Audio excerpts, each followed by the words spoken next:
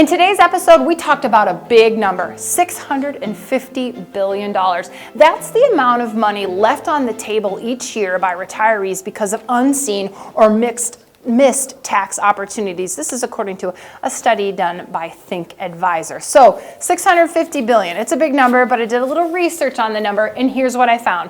$650 billion, it's a staggering amount of money, but here's a way to think about it. 21.7 million cars at $30,000 each.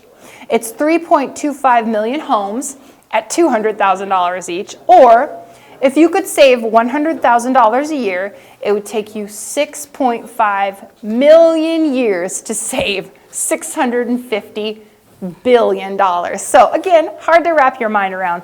But I've got another number from today's show that I think is a little bit easier to wrap your mind around, and that's the number $140,000. $140,000.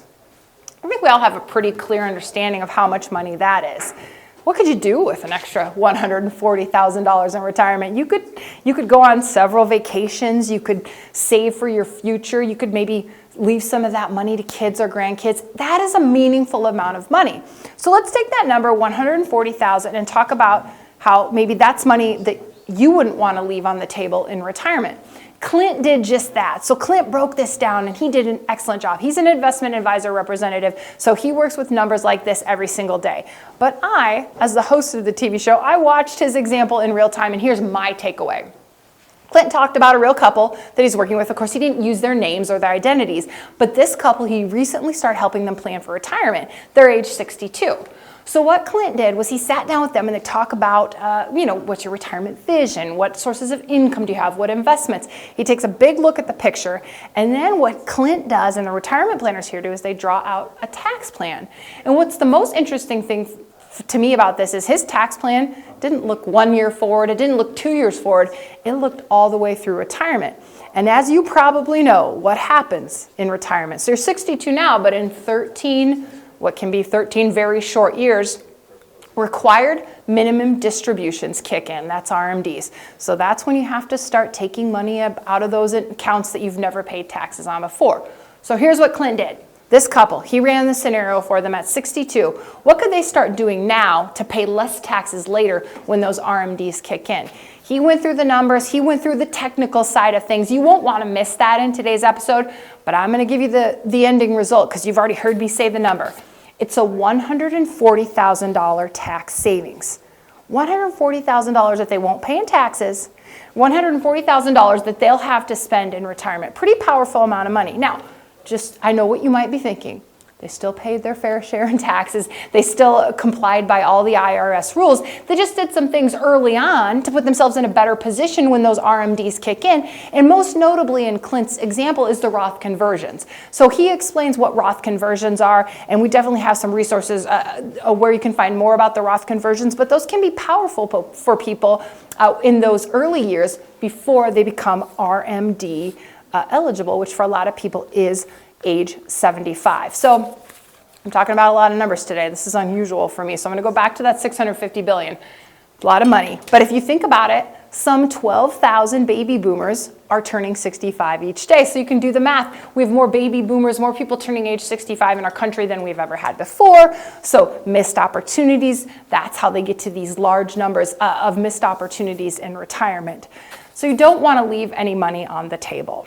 One other takeaway that I learned today too is you can't just look at these aspects of retirement alone. If you're working with an advisor right now and they're really focused on investments, they want to focus the conversations on returns and maybe rate of returns and percentages, that's a great thing, and you're focused on that too. You want to know how your investments did. It's probably one of the most common questions you have. How did my investments do? But that's where the missed opportunities can happen if they're only focusing on the investments. If they're not doing what Clint did and saying, hey, here's what happens when you're RMD eligible. Let's look at those pre-tax accounts. Let's even maybe go ahead and look forward and see what will your RMD do. Clint did that today in the show. He knew what their RMD would be if they did nothing, if they did no long-term tax planning, if they did no Roth conversions. He can run those kinds of numbers. And if people are okay with that and they want to stick the course as it is, they can.